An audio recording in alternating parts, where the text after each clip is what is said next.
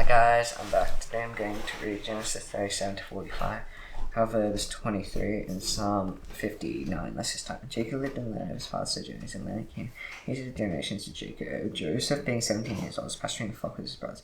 He was a boy with the sons of Bilhah and Zilpah, his father's wives, and Joseph a bad report of them to the father. Now Israel loved Joseph more than any of his sons, because he was the son of his old age, and he made him a robe of many colors. And when his brothers saw that their father loved him more than all his brothers, they hated him and could not speak peacefully to him.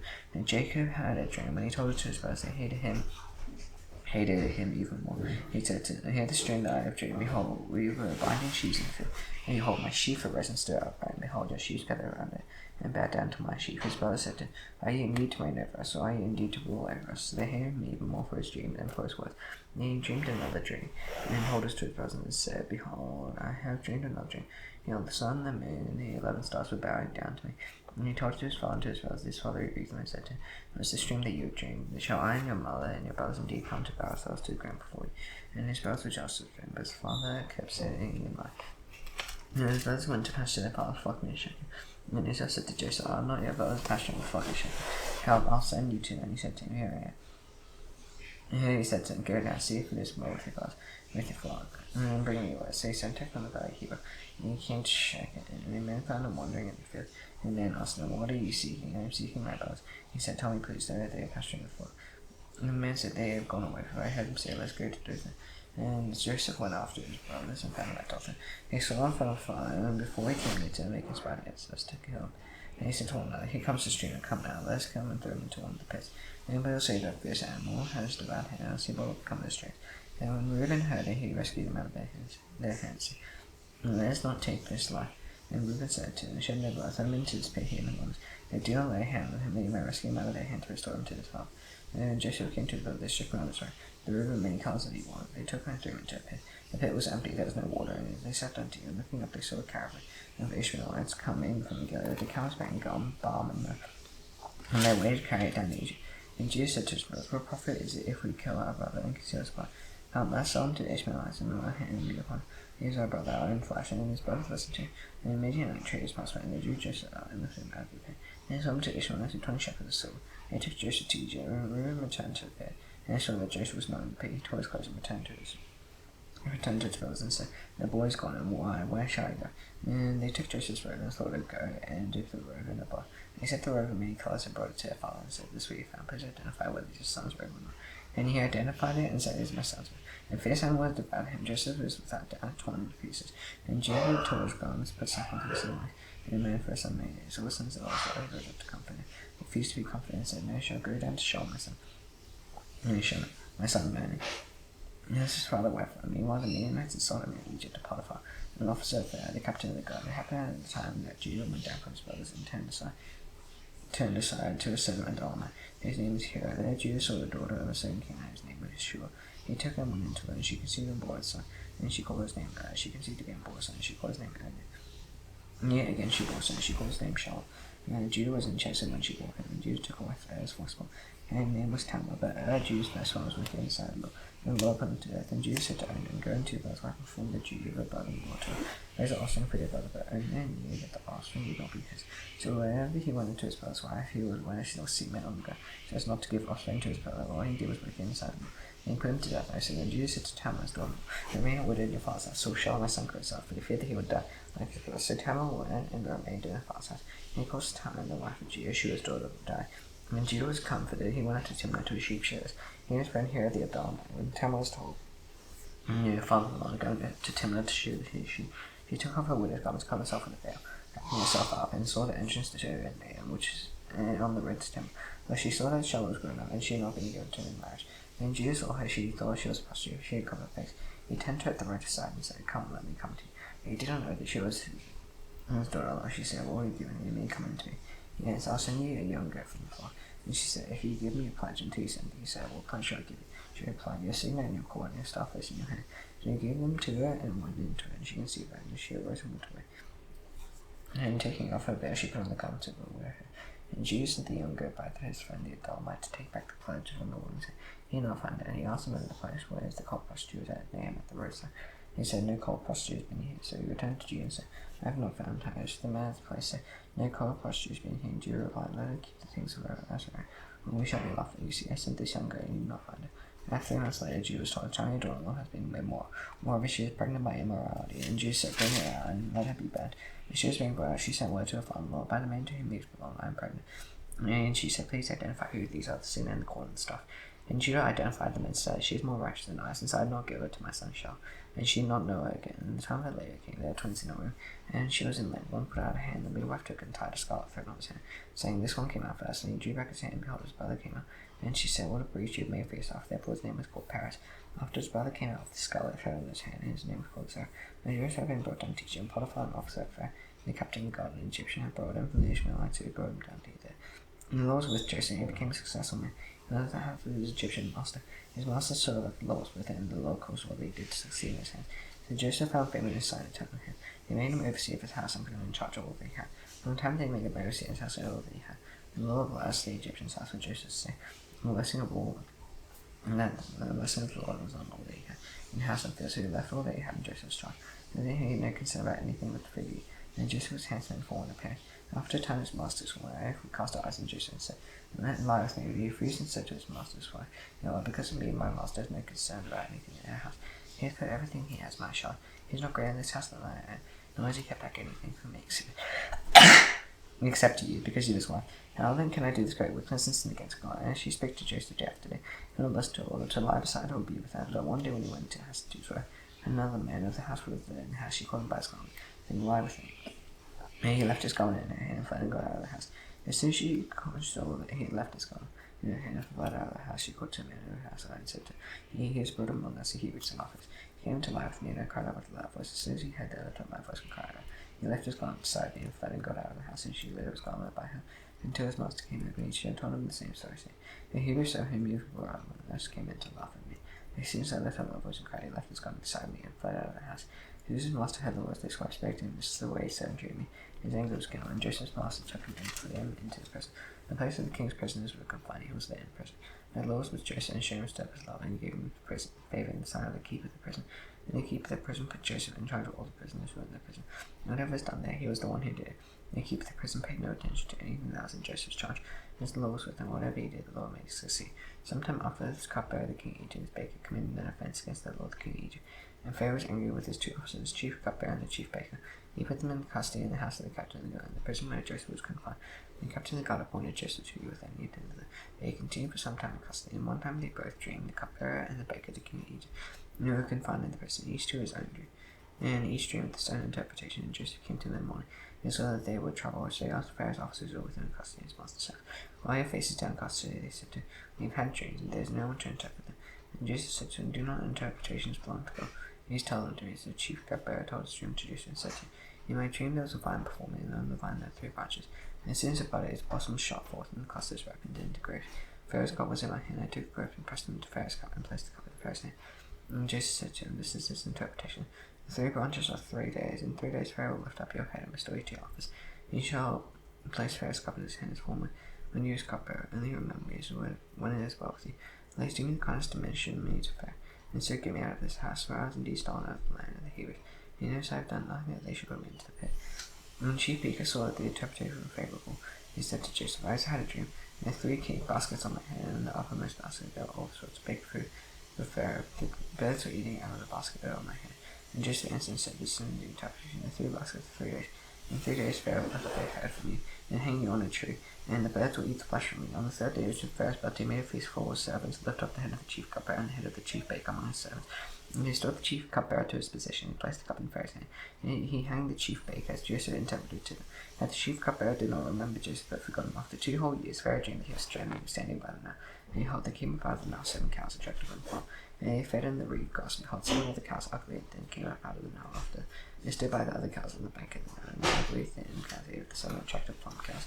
And Pharaoh, waking, fell asleep and dreamed a second time. Behold, 7 years of grain, plump and good, were growing on one stalk, and behold, after them sprouted 7 years, thin and blighted by the east wind, and thin ears swallowed up by 7 plump full ears. And Pharaoh woke, and behold, it was a dream. So in the morning his spirit was troubled, and he sent and called for all these magicians of Egypt, and all was wise men. Pharaoh told them his dreams, but they were unable to interpret them to Pharaoh. And the chief cupbearer said to Pharaoh, I remember my offences today. And the Pharaoh's angry with Pharaoh to put me into the chief baker in custody in the house of the captain of the guard. And he dreamed on the same night, he and I, each having a dream with a certain interpreter. The young Hebrew was there with us, as so the captain of the guard. They told me he interpreted our dreams to us, giving an interpretation each made according to his dream. As he interpreted to us, so he came out. I was restored to my office, and the baker was here. And then Pharaoh sent and called Joseph, and they quickly brought him out of the bed. He unshaved himself and changed his clothes and came before Pharaoh. And Pharaoh said to Joseph, I had a dream, and there is no one who can interpret it. I have heard it said of you that when you hear a dream, you can interpret it. Joseph answered Pharaoh, it is not in me. God will give Pharaoh a favourable answer. And Pharaoh said to Joseph, behold, in my dream I stand on the banks of the Nile. 7 cows, plump and attractive, came out of the Nile and fed on the reed grass. 7 other cows came after them, poor and very ugly and thin. That's what I had never seen in all the land of Egypt. And then the thin, ugly cows came up to 7 plump cows. When they named them, no one ever knew that they named them. They're still as ugly as at the beginning. Their eyes, and I saw my dream 7 years growing on one stalk, full and good. 7 years withered, thin, and blighted by the eastman, sprouted after them. 10 years swallowed 7 good years. And I told it to the magician, there was no one who could explain it to me. And Joseph said to Pharaoh, the dreams of Pharaoh, one goes revealed to Pharaoh what he's about to do. 7 good cows are 7 years, and 7 good years are 7 years. The dreams were suddenly the ugly cows that came up after them were 7 years. They sat empty years, blighted by the east wind, eyes 7 years of Pharaoh. It's as I told Pharaoh, God has shown to Pharaoh what he is about to do. There will come 7 years of great plenty throughout all the land in Egypt. After them there will rise 7 years of famine, and all the plenty will be forgotten in the land of Egypt. And the famine will consume the land, and plenty will be unknown in the land by reason of the famine that will follow, for it will be very severe. And the doubling of Pharaoh's dream is the thing fixed by God. And God will surely bring it about. And therefore let Pharaoh select a descending wise witness and over the land of Egypt. And Pharaoh proceeded to appoint overseers over the land, and take 1/5 of the produce of the land over each during the 7 plentiful years, and let them gather all the fruit of these years. And these good years they come and store up grain and details of the already Pharaoh for freedom in the seas. Let them keep it there. For all shall be a reserve for the land against 7 years of famine. And that to occur in the land of Egypt, so the land may not perish with famine. It is a proposal place Pharaoh and all sons. And Pharaoh said to his sons, bring by men like this, here is the Spirit of God. Then Pharaoh said to Joseph, his close friend, and all this. And his man said to Son, and wise as the way shall be given my hand. Now, so all people shall love themselves to you.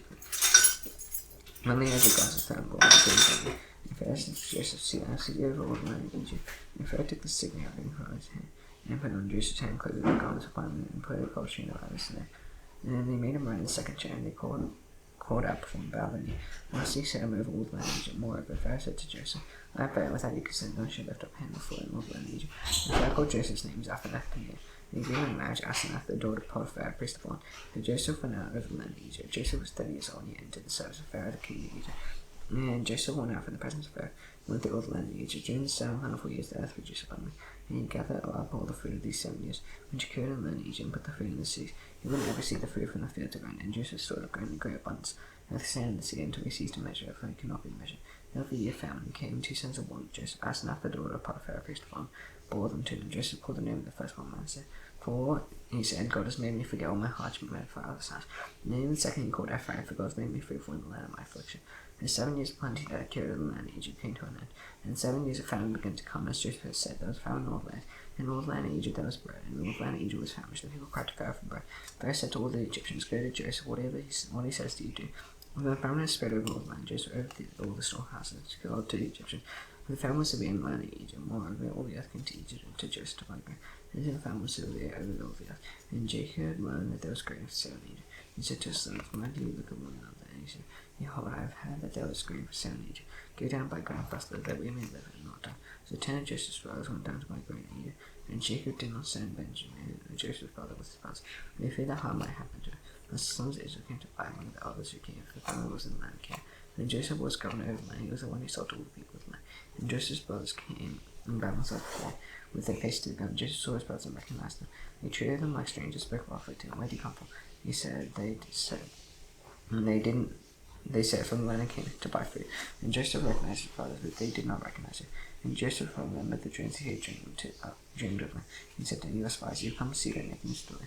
He said to them, no, my lord, your sons have come to buy food. We are all sons of women. We are honest men. Your servants have never been spies. He said to him, there is a nakedness of the land that you have come to see. And he said, we yourselves are 12 brothers, and sons of one man and one king. Behold, the youngest is this day with his father, and one is no more. And Joseph said to him, as I said to you, you spies, but you, by this you shall be tested. I laugh, Pharaoh shall not go out of this place, and until you, unless your youngest brother comes here. Send one of you, let him bring you both there, while you, the rest of you, remain conflicted. where you may confide that your words may be tested, whether there is truth in you, or else by the mouth bear surely your spies. You put them all together in custody for 3 days. On the third day Joseph said to him, do this in your word, for I fear God. If you honest men, let one of your brothers remain confined where you are in custody, and let the rest go and carry grain for the farm. Family your house, to bring your youngest brother to you. So your words will be verified, and you shall not die. And they did so, and they said to him, in truth you are guilty concerning your brother, and that we saw the distress of his soul. When he begged us and we knew that is why this distress has come upon us. We went into them, did not tell you not to sin against this boy. And he did not listen, so now there comes a reckoning for his blood. They did not know that Joseph understood them, but there was an interpreter who came. And he turned away from them, and after he returned to them. And the inspector. They took Simeon with them, bound before their eyes, and Joseph gave orders for their bags with money, to place every man's money in his sack, and to give them provision for their journey. This is done for them. They loaded their donkeys with their grain and departed. As one of them opened his sack to give his donkey fought out the lodging place. He saw some money in the mouth of the sack, and he said to us, my money has been put back. It is in the mouth of my sack, but there is their hearts burdened. They turned trembling toward them, saying, what is this God has done to us? And when they came to Jacob, their father, and came, and told them all that happened to them, saying, the man, the Lord, spoke roughly to us, and took us to be spies. And we said to him, we are honest men, we have never been spies. We had 12 brothers, sons of our father, one is no more, and the youngest is this day with our father, and the man our king. And the man, the Lord, said to us, the sun shall know that you are honest men, leave all your brothers with me, and take grain for the family of your houses, and go your way. Bring your youngest brother to me, and I shall know that you are not spies but honest men, and I will deliver your brother to you, and you shall travel with. And as they emptied their sacks, behold, every man's bundle was in the sack. And then their father saw their bundles of money, they were afraid, and Jacob their father said to them, you have bereaved me of my children, Joseph no more, and Simeon is no more, and now you take pleasure, all this is coming against me. And he said to his father, kill my 2 sons if I do not bring him back to you. Put him in my hands, and I'll bring him back to you. He said, my son shall not go down with you. For his brother's days, then the Lord, for the farm shall you have him with him, to the long journey you are doing. You will bring down my grey hairs with sorrow to show. And the family surveyed one and they to eat in the grain that they had brought from Egypt. His father said to him, go get and buy us a little food. But you said to them, the man sold me all this, saying, you shall not see my face unless your brother is with you. Send your brother with him. We will go down and buy food. If you will not send him, we will not go down. The man said to us, you shall not see my face unless your brother is with you. So I said, why did you treat me so badly? And to tell him that you had another brother. And they replied, the man questioned us carefully about ourselves, and came to say, is your father still alive? Do you have another brother? What we told him was an answer to his question. Could we in any way know that he would say, bring your brother down. And Jesus said to Israel's father, send the boy with me. We will rise and go that we may live and not die. And both we, you and I, shall the Lord's. It will be a pledge of his safety. From my hand you shall require it. If I do not bring him back to you and set him before you, and let me bear the blame forever. We will not delay, we will return twice. And their father Israel said to him, if it must be so, then do this. Take some of the choice foods and land in your bag. Carry a present down to the men, a little bowl and a little honey. Govern out of his life nuts and almonds. Take double the money with you. Carry back with you the money that was returned in Matthew's sacks. And absolutely on the other side. Take us to your brother and wife. Go again to me. May God Almighty grant you mercy, holy men, and may send back your older brother and Benjamin. As for me, I am fine bereaved my children over there. So the men took this present, and they took double the money with them. And he rose and went down to Egypt, and so Paul Joseph and Joseph saw better with them. He said to the steward of his house, bring the men into the house of the Lord, and I will make ready. And the men not to doubt with me at noon, and they did as Joseph told them, and brought them into Joseph's house. The men were afraid because they were brought to Joseph's house. And it was because of the money, Joseph placed in a sack the first time they were brought in. Then he made a solemn us and full promise to make us servants and seize their donkeys. So he went up to the steward of Joseph's house and spoke with him at the door of the house. And he said, O my lord, we came down to the first time to buy food, and when we came to lodging place, we opened our sacks, and there was each man's money in the mouth of the sack, our money in full weight. So we brought it again with us, and we brought other money again with us to buy food. We do not know who put our money in our sacks, he replied. These two you do not be afraid, you God, and the God of your fathers put treasure in their sacks to be. And I received the money.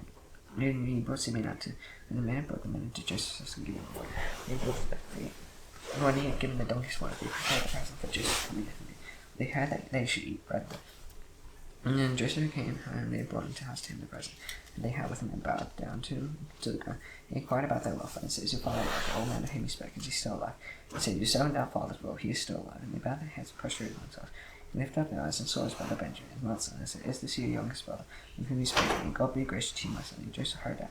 And his compassion grew warm for his brother. He saw a place to eat. He entered his chamber and wept there, and he washed his face and came out. And controlling himself, he said, serve the food. They served him by himself, and they done by themselves. The Egyptians who ate with them by themselves, because the Egyptians could not eat with the Hebrews, but that's an abomination to the Egyptians.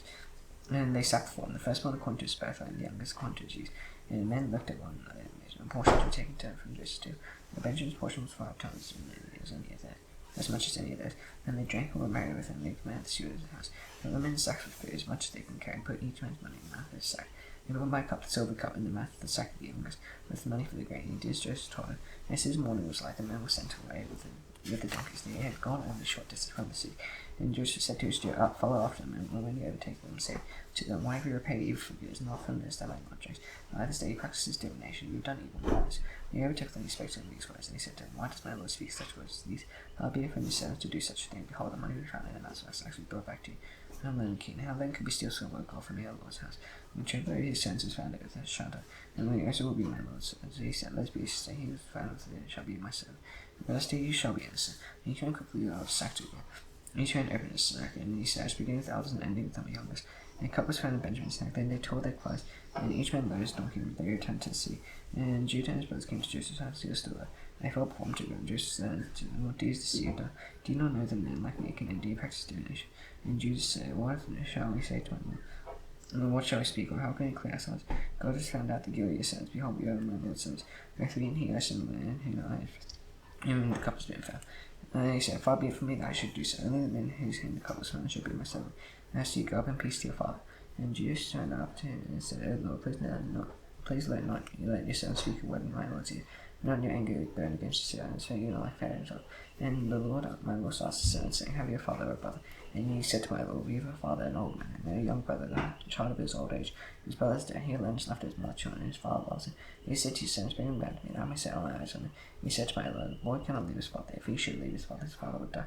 And he said to his servants, "Unless your youngest brother comes down with you, you shall not see my face again. When you went back to your son, my father, you told him the words of my Lord. When your father said, Go again by his love for you, you said, We cannot go down. If your youngest brother goes with us, we will go down, for we cannot see the man's face unless the youngest brother is with us." And your servant and our father said to us, "You know that my wife brought me 2 sons, one left to me." And I said, "Surely he has been torn to pieces, and I have never seen him since. And if you take this word unnoticed from me, harm happens to do. You bring down my grey hairs and you to show. And therefore, as soon as I come to my servant, their father, and the boy is not with us, and his life is bound up with the boy's life, and as soon as he sees the boy is not with us, he will die. And your servant will bring down the grey hairs of his son, our father, and will start to show. If his son bring him, I'll pledge safety for the boy to my father, saying, If I do not bring him back to you, then you shall bear the blame before my father or my life. And therefore, please let your servant remain, and serve the boy as a servant by the Lord. If the boy go back as well, how can I go back to my father if the boy is not with me? Fit to use the evil that would find my father." And Joseph could not control himself before all of this stood by, and cried, "Make everyone go out from me." So no one stayed with him when Joseph made himself known to his brothers. And he wept aloud, and the Egyptians heard it, and the household of Pharaoh heard it. And Joseph said to his brothers, "I am Joseph, is my father still alive?" And his Pharaoh brothers could not answer, for they dismayed his presence. Then Joseph said to his brothers, "Come into the place." And they came near, and he said, "I am your brother Joseph, whom you sold into Egypt. Do not be distressed with yourselves, because you sold me here. And God has sent me before you to preserve life. Famine has been in the land these 2 years, and there yet 5 years more still being applying no harvest. And God sent me before you to preserve for you a remnant of death, a remnant on earth to keep alive and many survivors. So it is not you who sent me here, but God. He has made me a father to Pharaoh, and Lord of all his house, and Lord of all the land of Egypt. Hurry and go up to my father, and say to him, Thus says his son Joseph, God has made me Lord of all Egypt. Come down to me, do not tarry. And do not tarry. You shall dwell in the land of Goshen, and you shall be near me, you and your children, and your children's children, for that, and your flocks, your herds, and all that you have. And I'll provide for you, for there are yet 5 years of famine to come, so that you and your house and all that you have to come to body. And now your eyes see, and the eyes of my brother Benjamin see, there's my mouth that speaks to you. You must tell my father of all that land Egypt, of all that you have seen. Now I can bring my father down here." They fell upon his brother Benjamin's neck, and wept, and Benjamin wept upon his neck. And he kissed all his brothers, and wept upon them. And after those brothers talked with him. Their report was heard in Pharaoh's house, but Joseph's brothers come. They pleased Pharaoh and his sons, and Pharaoh said to Joseph, "Say to your brother, do this, let your beast and go back to the land of the king. Saying, Take your father and your households, and come to me, for I'll give you the best land in Egypt. And show you the fat of the land." Joseph commanded, and you, Joseph, are commanded to say, "Joseph, take the wagons of the land, and you give your ones for your wife. Bring your father and come and have no concern for your goods, for the best of all the land of Egypt is yours." Sons of Israel did so, and Joseph gave them wagons according to the command of Pharaoh. He gave them provisions for the journey. To each and all of them he gave change of clothes. To Benjamin he gave 300 shekels of silver, and 5 changes of clothes. To his father he sent as follows: 10 donkeys loaded with good things to Egypt, and 10 female donkeys loaded with grain, and bread and provision for his father on the journey. He said the brothers when they departed, they said to them, "Do not quarrel on the way." So they went up out of Egypt, and came to the land of Canaan, and said, "Father Jacob, and told him Joseph is still alive, and he is rule over all the land of Egypt." And his heart became awful, he did not believe, and told him all the words of Joseph, which he said to him. He saw the wagons that Joseph set them to carry the spirit their father Jacob revived. And Israel said, "Is enough, Joseph my son still alive? I'll go and see him before I die." Proverbs 23. When you sit down to eat with a ruler, observe carefully what is before you, put in their teeth there if you give tap and do size look see so they deceptive. In the Torah to acquire wealth, be descending enough to decision your eyes land. It is going for something that is fast away and flying like a toward heaven. Do not eat the bread of a man who is stingy. Do not desire surface life. He is one like one of those inwardly calculating. Eat and drink, he says, deep his heart not with you. You're one of the most that you'll be and least upon the words. You do not speak in the hearing of full fear, despite the good sense he was. Do you move an end to your lamb or into the fields of the fathers? For there are demons strong who play their cause against you. Apply hard to instruction and your aid towards knowledge. Do not withhold discipline from a child. If you strike him with a rod, he will not take. If you strike him with a rod, you will save his soul from shell. My son, if your heart is wise, your heart will be gone. You must be in wisdom, you must speak what is right. Let not your heart envy sinners. Continue to fear the Lord all the day. Surely there is preaching how will not be cut off. Hear my son, be wise, be direct your heart in the way. You're not among drunkards or among gluttonous eaters, and for the drunkard and the glutton will come to poverty. And his will clothe them with recklessness. Dear Father, give you life. No despising mother and Jesus. By truth and do not sell. By wisdom and instruction understand. The Father righteous will greatly rejoice. When you father wise, I will be glad. When you father mother will be glad. The hey boy will rejoice. My son, give me a heart. Let your eyes observe my ways. Her approach is a deep pit, and her adultery is narrow. But she lies in wait like a robber. He increased the trades among mankind. He was where he was sorrow, whose strife was complaint, whose was without cause, whose breadness of life, whose terror long everyone. There's a good strength makes one. Do not look one is his bread, and his pockets the cup of courage transmitted. He bites like a serpent, and things like an adder. Your eyes will see strange things in the heart of perverse things. You'll be like one who lies down in the midst of the sea, like one who lies on top of the mast. They struck me, you'll say, but I was not hurt. They beat me, I did not feel it. More than I wake up, I must have another drink. Psalm 59. Deliver me from my enemies, O my God. Protect me from those who rise up against me. Deliver me from those who work evil, and save me from bloodthirsty men. For behold, they lie away from my life. Fierce men stir up strife against me, for no transgression or sin on my name. For no fault of man, name I make ready, and wait, come to me and see. And you are the Lord God of hosts, God of Israel. Righteous not to punish all the nations. And all those treacherously plot evil, but each of them come back howling like dogs, howling about the sea. They are with them as I saw to theirs. But who they think will hear us, for you will laugh at them. You hold the nations derision, and my strength I will watch for you, for you are God of my fortress. The God of the steadfast love will meet me. God, let them triumph from my enemy. Kill them and all those who forget. Let me them toil by your power and bring them down. No Lord, I shield for the sin of their master, words of their lips, and let me chop them their pride for the cursing and lies that they utter. Consume their mouth, consume them till they are no more, and they may know their grovels over Jacob to the ends of the earth. Each year they come back howling like dogs and bragging about the sea. They wander about being grass, they do not get their flow, I'll sing their strength. I'll sing a lively steadfast love in the Lord. You have been to me a fortune, and on my feet in the much stress, and my strength I'll sing praise to you, for you are God of my distress, the God who shows me steadfast love. And as nation I did Lord's prayer, for you carried heads, Father, now hallelujah, and you cannot count me over down death as in heaven. You see our day about forgive us the debts, forgive our debtors, these non-temptation, those little why. In this king and power and the glory of our Amen. See you tomorrow. Bye.